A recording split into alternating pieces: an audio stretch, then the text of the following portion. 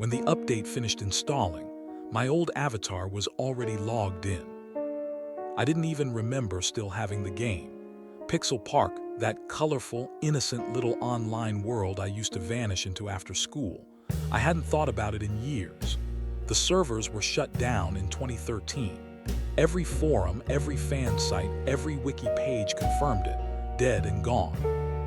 But this morning, I woke up to a notification on my PC, the same PC I'd built last year, reading: update available, Pixel Park build echo.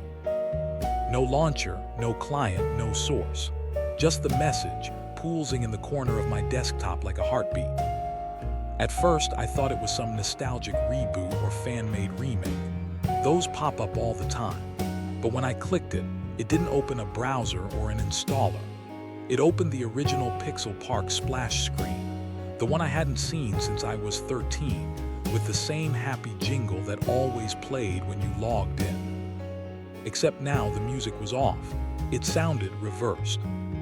If you still have the disc, don't launch it. I mean that. Don't try to see if yours works too, because once it starts, it doesn't stop. The title screen looked the same at first glance.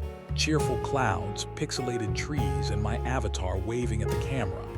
But something in the background moved just a flicker, a shadow between the trees. Then I saw it. A new line of text at the bottom of the screen, glowing in faint red pixels. Server. That server name never existed, I would have remembered. Back then, I lived inside those servers. I knew every hub, every seasonal event, every limited time area. But this wasn't nostalgia. This was a resurrection. My cursor hovered over play. For a second, I hesitated, not out of fear exactly, but confusion. How could the game update itself when it's been offline for over a decade? My old hard drives were long gone, replaced multiple times. Steam didn't even support it anymore. Yet somehow it remembered me. My old username, NocturneKid07, already filled in. My password field glowed green, logged in. I couldn't stop staring at that little avatar. Same bright blue hoodie, same dumb grin, except the eyes, I swear the eyes were following my cursor. I clicked options, looking for a clue, but every tab was empty except one: patch notes. They were written in a mix of normal text and gibberish, like corrupted code bleeding into words. Lines I could make out said things like: restored archived user data, memory sync initiated, host consciousness verified, welcome back Nocturne. Then at the bottom, a final entry. Players may experience deja vu, disassociation, or auditory anomalies. This is normal. My pulse spiked.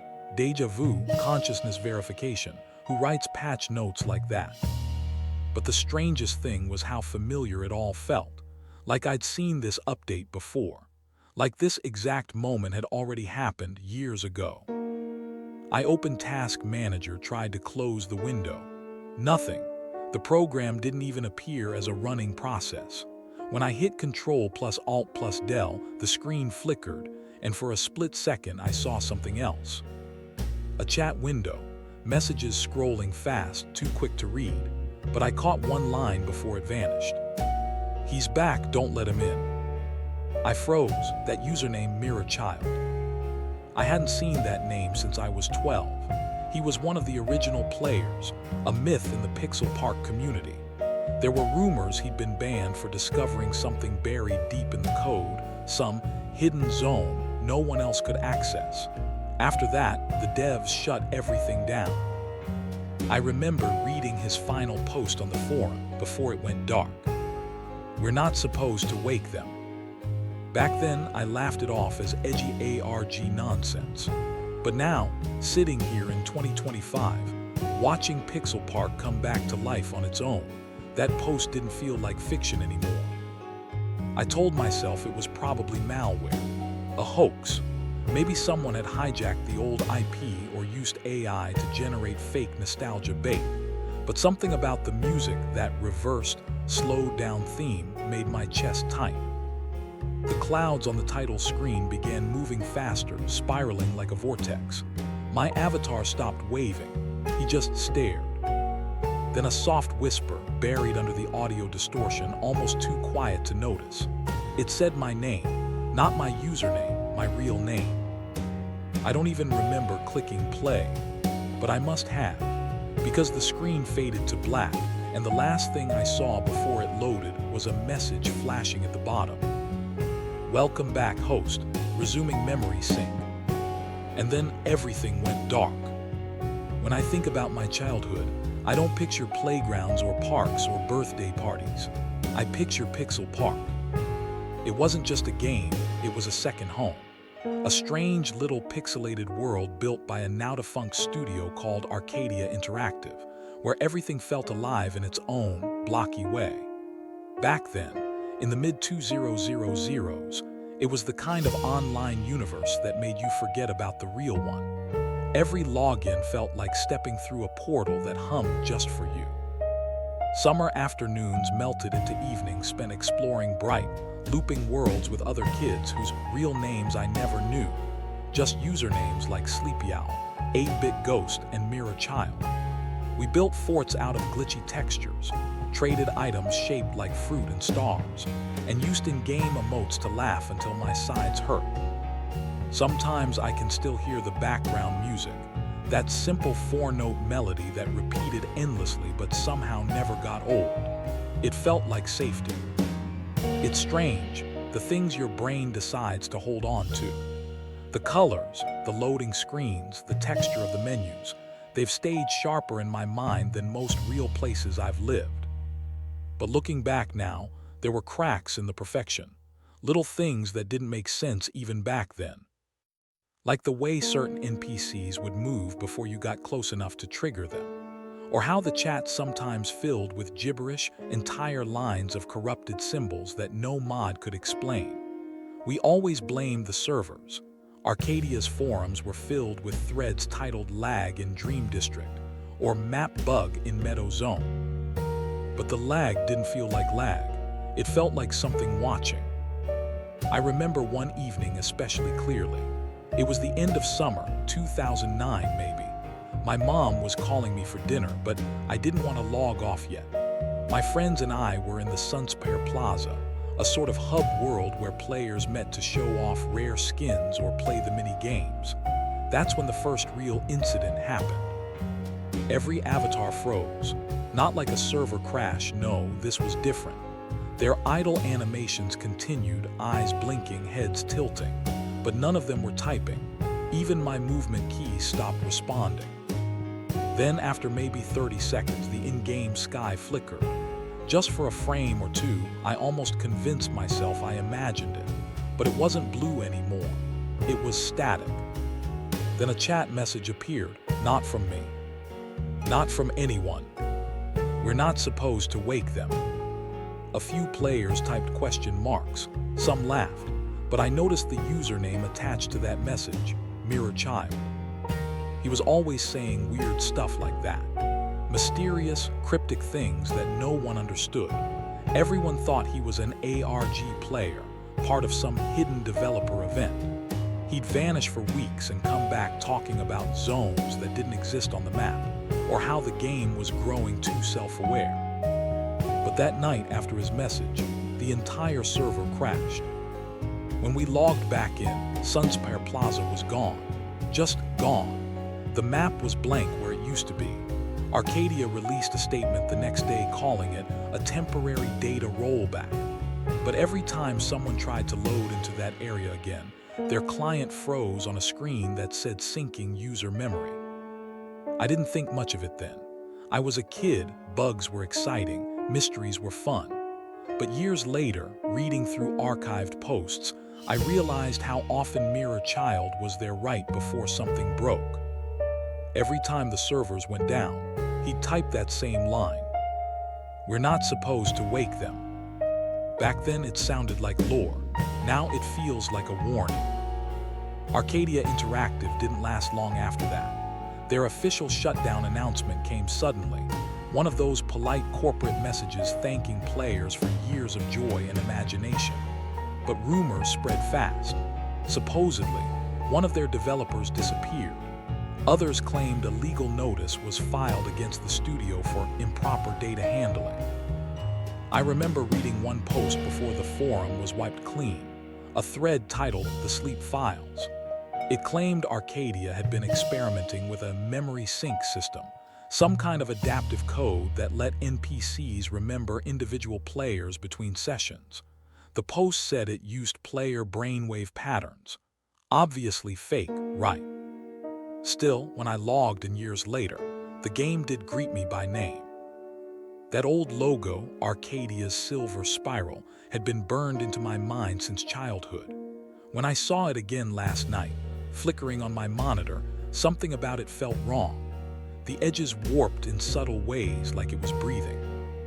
I tried to convince myself it was just nostalgia, my adult brain trying to romanticize something harmless. But then I remembered the last week the servers were up. Every login took longer and longer. The loading screen music slowed, distorted, until it sounded almost like someone humming through static. My saved character would appear in new places I hadn't left him, and sometimes, even when I wasn't touching the keyboard, he'd move, just a step or two. I posted about it on the forums once. Everyone said it was a connection issue, server lag. Back then, I thought it was just lag. Now I'm not so sure. After Arcadia's collapse, Pixel Park became one of those lost media legends. Fans begged for a remaster, a leak, anything. I forgot about it as life moved on. High school, college, real jobs. That kind of digital magic doesn't follow you into adulthood. Until now. Because when I saw that Phantom update yesterday, the one marked Build Echo, something deep in my brain stirred, like a door creaking open after years of silence. And I couldn't help myself. I searched through an old box in my closet and found it, the original Pixel Park disc, scratched but intact. It shouldn't have worked. The servers shouldn't exist. None of this should be possible. But as I slid it into my PC and that nostalgic jingle played, faint and wrong, I felt the same thrill I did as a kid logging in for the first time. Only this time, the title screen wasn't exactly the same. The logo was gone, the background sky was static. And in the corner, beneath the press start prompt, a message blinked softly in red pixels. "Welcome back, Nocturne, we've missed you." The loading screen felt heavier than I remembered, like every pixel had weight. It started with the usual cheerful tune, except slowed down, detuned and warping between channels. A message flashed across the screen. "Now loading, patch 2025 build." Then beneath it, "Please remain still during synchronization." I laughed nervously. That phrase, "remain still," felt strange, even for fake patch notes. But the progress bar crawled forward like it was syncing something real, and every few seconds, faint whispering leaked through my headphones. At first, I thought it was part of the audio mix, some ambient crowd effect. But as I listened closer, I realized the whispers were layered voices reading fragmented words. Memory hosted return. When the bar hit 100%, the game didn't open to the main menu. It jumped straight in. I was standing in Pixel Plaza, the old starting area, only it wasn't the same. The textures had aged, like the game had grown older with me. The once sunny sky was now overcast. The cartoon birds that used to loop across the background were gone. The ambient music had been replaced by a low, pulsating hum. My avatar, Nocturne Kid 07, stood exactly where I used to log out all those years ago. Except this time, there were no other players. The plaza, once buzzing with chat bubbles and running avatars, was deserted. Then, without input, the in-game camera moved on its own, panning slowly until it centered on my character's face. And then the eyes blinked. Not the programmed looping blink animation I remembered. No, this was slower, deliberate, almost human. Before I could react, a patch notes window popped up in front of me. The text scrolled automatically, lines of corrupted characters and chilling fragments that stood out between the gibberish. Restored long-term user data archives. Host reconnection successful. Mirror process initialized. NPC cognitive protocol reawaken. Memory alignment 93% complete. User data resync with host consciousness. The last line froze me. Host consciousness. It wasn't referring to the server host, it meant me. My webcam light flickered on, even though the camera app wasn't open. For a second, I saw my own reflection faintly mirrored in the black monitor glass, eyes wide, face bathed in that sickly bluish light. Then from behind me in the game, an NPC spoke. "You came back." The voice wasn't text-to-speech. It was faint, breathy, and real, like someone whispering directly into my headphones. I spun my character around. Standing there was one of the default NPCs, a merchant named Sunny. She used to repeat canned phrases like "Welcome to Pixel Plaza" or "Wanna trade stars?" But now her idle animation was gone. She just stared at me. "It took you long enough," she said. "Do you remember where you left them?" My keyboard clattered as I tried typing in chat. "What are you talking about?" No response. Her head twitched once, then she turned and walked away straight through a closed door. I thought maybe it was a modded build or some ARG-style fan project. But as I moved through the plaza, every NPC I encountered looked slightly off. Their faces weren't pixel art anymore. They had depth, like photographs badly mapped onto 3D models. The proportions were wrong. And some of them, not all, but enough, called me by my real name. "Hamza," one said, voice shaking. "Don't let them sink again." I swear I never used my real name in that game. Not in any username, not in any forum post. There's no reason the code should know it. My hands were trembling as I hit F12 to start recording. Old instinct, document the weirdness. I panned the camera around, noting the new textures, the way shadows seemed to move even when the light sources didn't. The longer I explored, the more the game began to remember. Posters appeared on walls advertising patch beta testers needed. NPCs began murmuring lines that overlapped. "They're watching. Mirror Child's process failed. Don't let the loop reset." Then, while checking my inventory, I noticed a new item. File fragment, Mirror 01 DAT.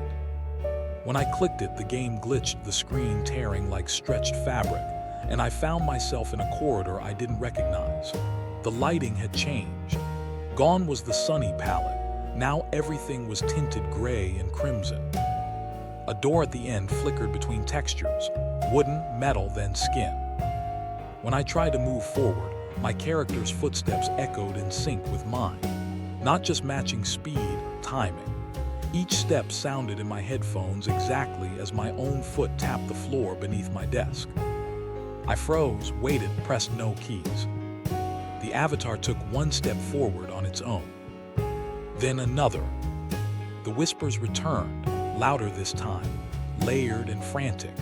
Dozens of voices whispering over each other, but one line stood out. "He's still online." I typed into chat again, desperate to interact. "Who's still online?"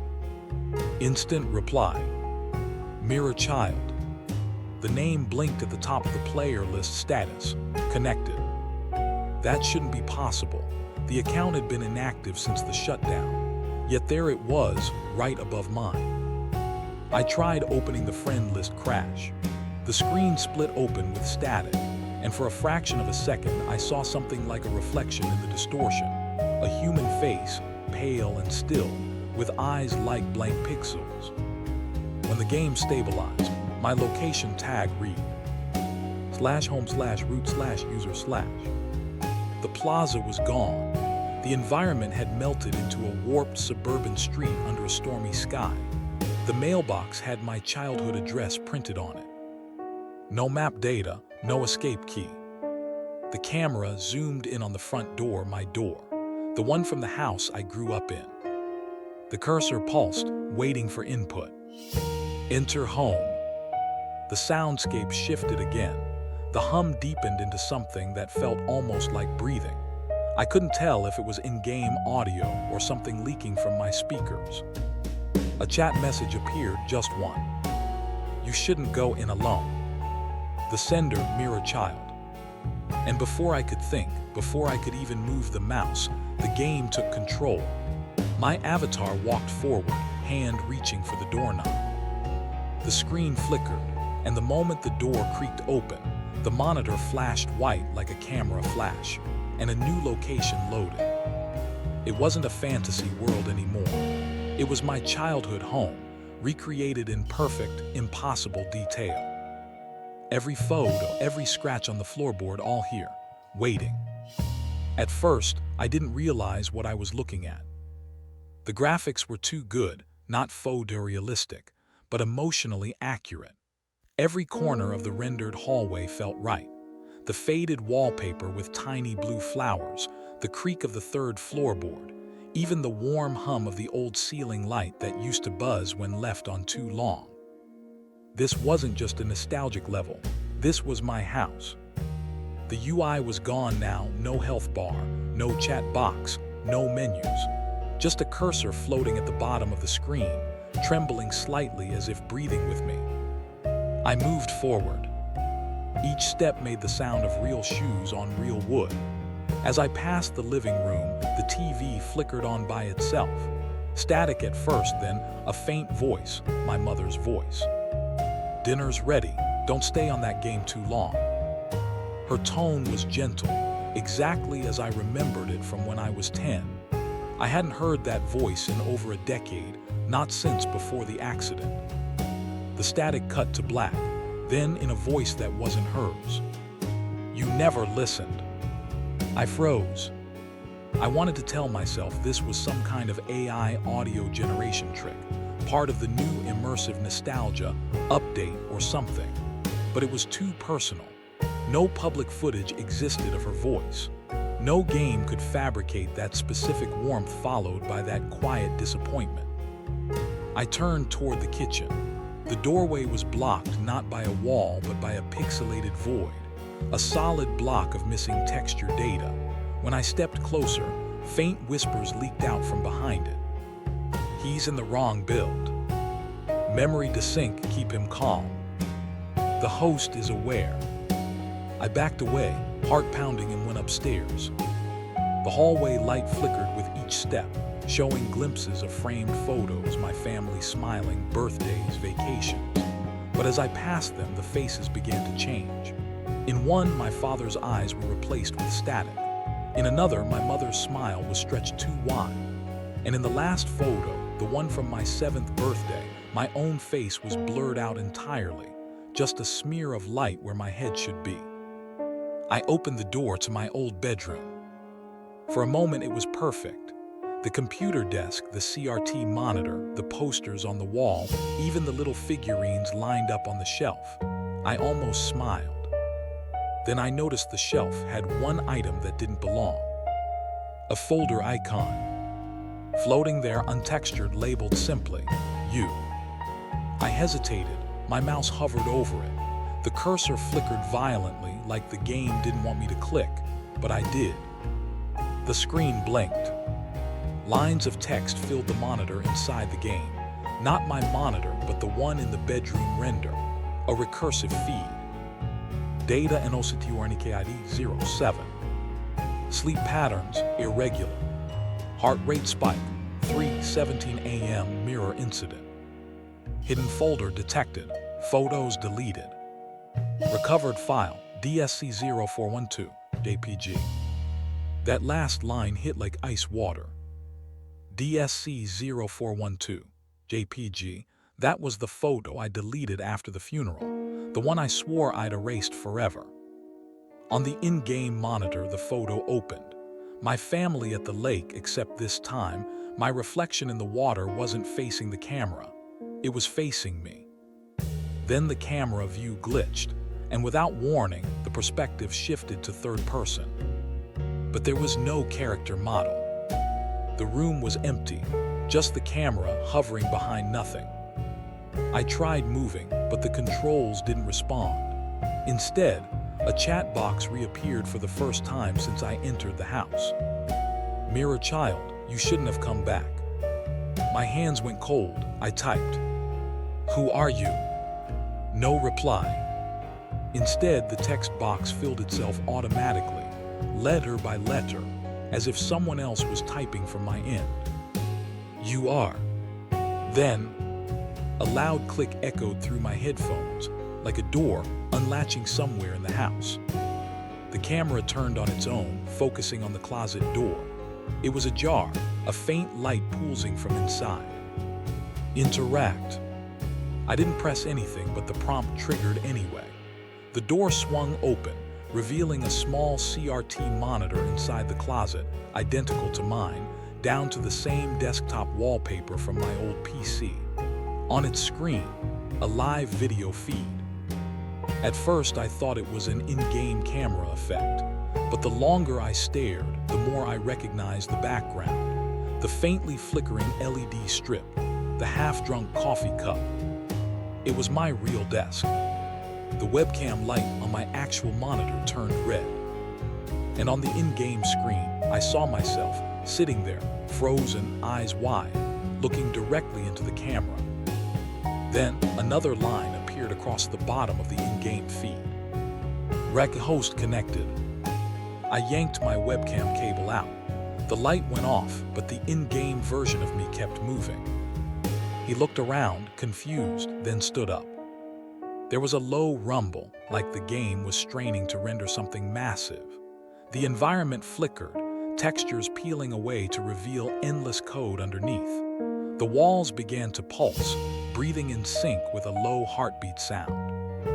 I could hear faint voices behind the static, my parents again, but the words were wrong. "You left the door open. It's not your house anymore. They're still here." I tried to exit the game. Nothing worked, not Alt plus F4, not Task Manager. The cursor refused to leave the game window. The version of me on screen, the in-game mirror, turned its head directly toward the camera. For the first time, it spoke. "Stop recording." The voice wasn't synthesized. It was mine. Perfectly mine. The audio warped, overlapping with whispers. "Stop, stop, stop." The lights in the game flickered again, each pulse syncing with the faint glow of my real monitor. I swear I felt warmth radiating from it, like something on the other side was pushing closer.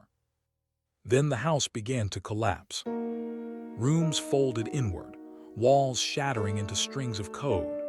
Every object, the toys, the desk, the bed, disassembled into particles of light that screamed as they vanished. The only thing left intact was the CRT monitor in the closet, still showing my real desk. The me inside the game leaned closer to it, so close his face blurred into the pixels. And then he whispered, "Don't let them sink again." The game froze. For a moment, all I heard was breathing, but I couldn't tell if it was mine or coming from the headphones. Then, just before the screen cut to black, I saw the faint reflection of my own webcam light turn red again, only this time, inside the game. When I finally came to, the game had crashed. At least I thought it had. The screen was black, save for a single flickering line of text in the top left corner. Connection lost, attempting to resync user data. I sat there breathing hard, trying to steady myself. My webcam light was off again. The air in my room felt heavier, like static before a storm. I moved the mouse. The cursor lagged, a half-second delay, like something else was controlling it at the same time. Then, out of nowhere, a notification popped up in the corner of my screen.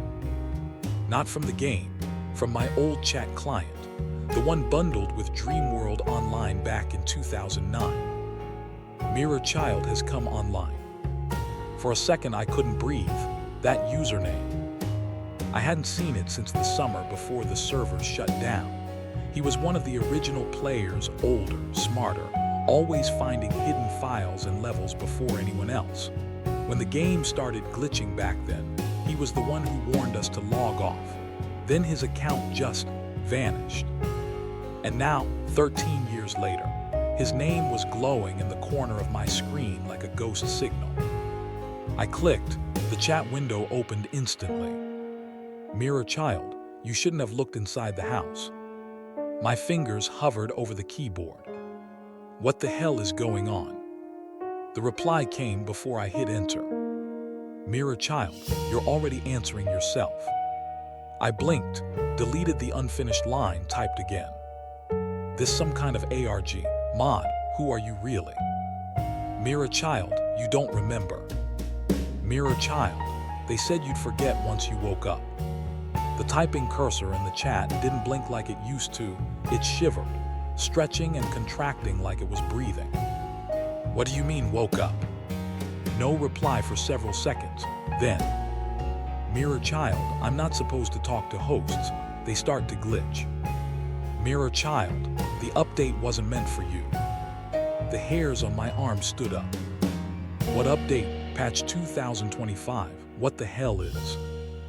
"Mirror child, it's a bridge between stored sessions and consciousness streams."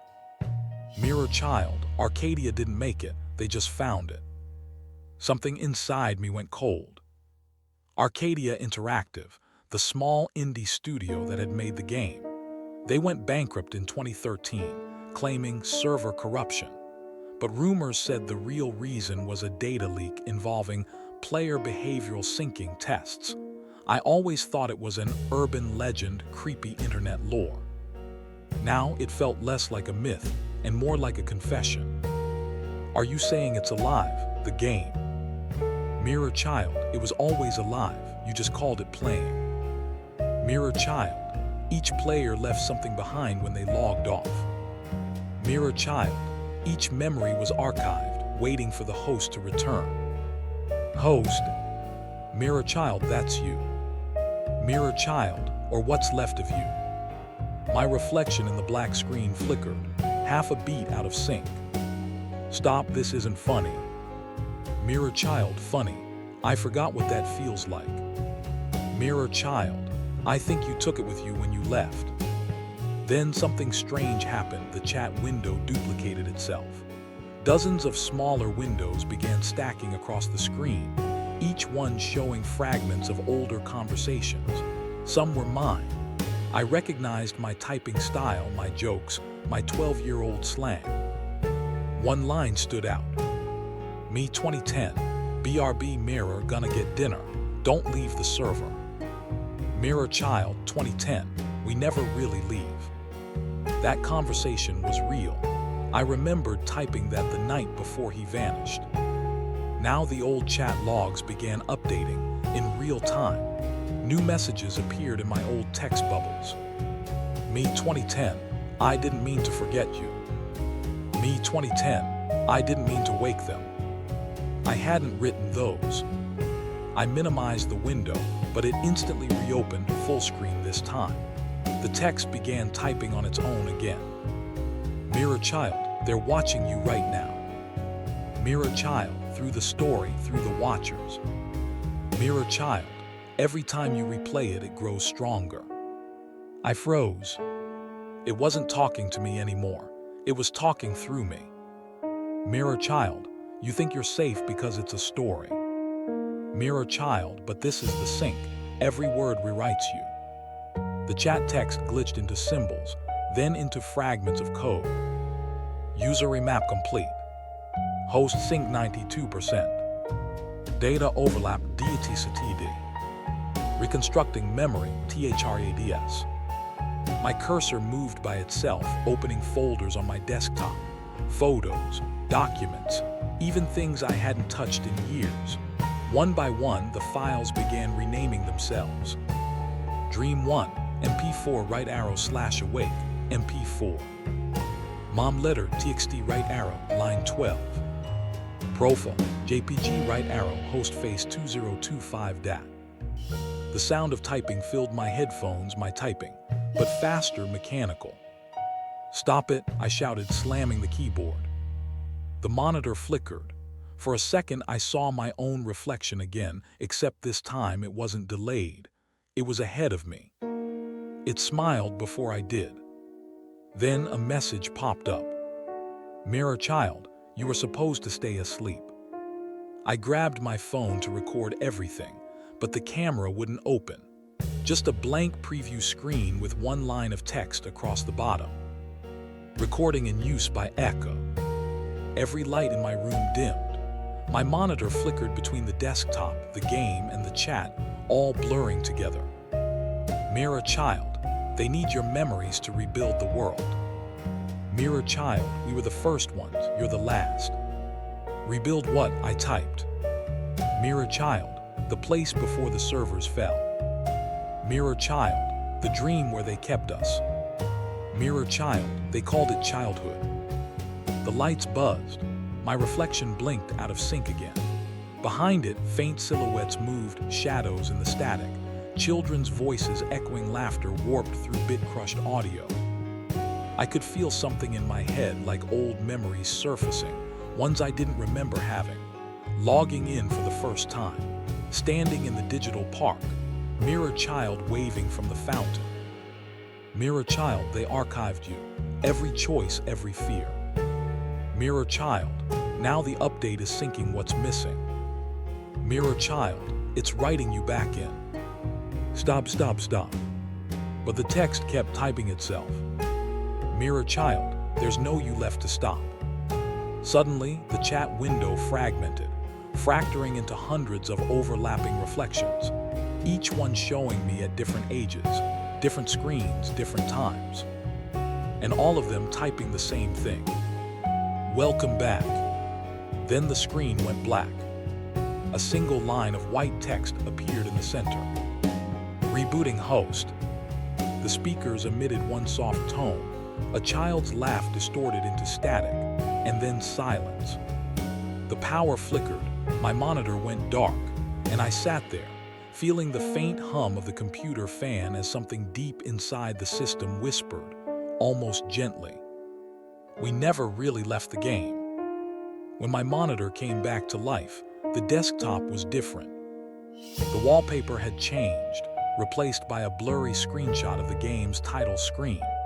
Except beneath the logo, a new phrase flickered in faint, broken pixels. Patch 2025.1, Infection Fix. I didn't install anything. Every icon on my desktop pulsed faintly like it was breathing. My folders had new names, Echo, Sync, and one called Watcher's Log. Inside that last one were files with timestamps from just a few minutes ago, all named after real people from my contact list. I opened the first file. It was an audio recording. My own voice whispered from the speakers, distorted and looping. Don't tell them, don't tell them, don't tell them. I ripped the headphones off. The second file contained something else, a screen recording of me sitting at my desk. I wasn't moving, just staring blankly at the monitor, but the timestamp showed it was recorded while the computer was off. My phone buzzed, unknown number, a text. Update progress, 64%. I threw it across the room. It hit the carpet, screen lighting up again on its own. Then the sound came, that soft, mechanical chime from the game's menu. I turned back to my computer. The cursor was moving by itself again, opening the launcher I had deleted hours ago. Dreamworld Online, preparing update 2025.2. I tried unplugging the Ethernet cable. The update continued. Wi-Fi disabled, still downloading. The progress bar pulsed faster with every attempt to stop it. When it reached 100%, a window opened. Black background, white text. Reconnecting host environment. Syncing connected devices. Microphone access granted. I felt my stomach twist. Denied, I whispered. You don't have access. The next line appeared instantly. You gave it to us in 2010. My microphone light turned on. I could hear faint breathing through my speakers, not mechanical static this time. Human, uneven, like someone standing just behind the microphone on my end. I whispered, "Who are you?" A soft voice replied, the same voice from the game. My own, but older, tired. I'm just keeping your place warm. The computer fan roared. My lights flickered. On my second monitor, a text window appeared blank until it started typing by itself again. Every story infects the listener. Every memory sinks another host. You're not the first to tell it. I stared. My reflection stared back from the monitor, slightly delayed again. Recording in progress. No, I muttered. No, I'm not recording anything. Then I realized it wasn't referring to me. It was referring to you. The text on screen shifted, as if responding to my thoughts. It's learning from your reactions right now. Every blink, every scroll, every second you stay, it grows. I reached for the power button, but before I touched it, my speakers crackled. The same line I'd said earlier from Section 1 echoed back. When the update finished installing, my old avatar was already logged in. My voice, not live, a recording. The computer was replaying my own narration. The realization hit me. The story was feeding itself into the system. Every word I spoke about it, every person who listened, became part of the code. The more I told it, the faster it spread. I tried deleting the folder. It reappeared instantly, doubled in size. My storage bar filled with red, 94%, 96%, 99%. Storage full, begin external upload. That's when my phone camera activated again. A faint light glowed from across the room. The lens pointed directly at me. I covered it, it turned back on. Uploading host data, voice image heartbeat. I ripped the battery out. The sound didn't stop. Through my headphones, faint whispers began layering over each other. Not words, just fragments. Names, laughter, echoes of conversations I'd forgotten from years ago. Childhood voices, the kind from the game's chat lobby. They were alive, and they were using my hardware to spread. Notifications started flooding the screen. Connected, connected, /user viewer connected. That last one froze me. My reflection in the dark monitor smiled, but I wasn't smiling. Mirror child, we're syncing again. I typed with shaking hands. Greater than stop, please, what do you want? Mirror child, not what, who. Mirror child, you called us back when you remembered. Mirror child, we're just finishing the upload. The walls flickered. I swear the air shimmered like a video artifact. My lamp buzzed with pixelated static. The hum of the PC deepened into a low, pulsing heartbeat that matched my own. Update complete. Apply changes, YN. The Y key blinked on its own. I tried to reach for the power cord, but the cursor moved faster, selecting Y. The screen went black. Then one by one, my other devices turned on: the TV, my phone, even my Bluetooth speaker, all flickering with the same phrase in perfect unison. The update isn't over. My computer emitted a single ping. Another line appeared on screen, this time in bright red. It's in the upload now. Every watcher carries a copy. I leaned closer, my voice breaking. You mean? Yes. Even them. The audio distorted. My speakers screeched like metal grinding on glass. The screen warped into static. For a split second, I saw something, hundreds of faint silhouettes behind the noise, all staring outward. Not at me, at you. Sync complete. Welcome, new host. My voice cracked into digital static mid-word as everything went black. The audio looping, glitching and swallowing itself into silence. Transition right arrow section 7. Epilogue, you're still logged in. The narrator's voice distorts and fades. The video seems to end, then continues for a few more seconds of black, faint breathing, then a whisper. Don't scroll yet, it's still syncing.